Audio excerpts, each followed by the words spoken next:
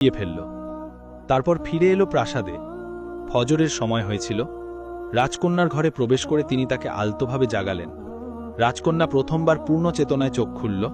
বছরের পর বছর গভীর অচেতনতার পর সাপের প্রভাব তার শরীর থেকে সম্পূর্ণ চলে গিয়েছিল। রাজকন্যা অবাক হয়ে তাকালেন, যেন বহু বছরের নিদ্রার পর জেগে উঠেছেন।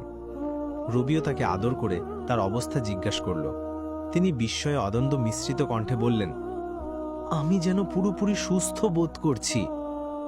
এদিকে রাজা সারা রাত ঘুমাননি, অধীর আগ্রহে সূর্যোদয়ের অপেক্ষায় ছিলেন।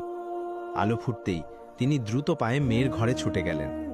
যখন দেখলেন তার মেয়ে সচেতন ও সুস্থভাবে কথা বলছে, তিনি অশ্রু ধরে রাখতে পারলেন না। আবেগের সাথে তাকে জড়িয়ে ধরলেন। তার হৃদয় আনন্দ আর কৃতজ্ঞতায় ভরে গেল।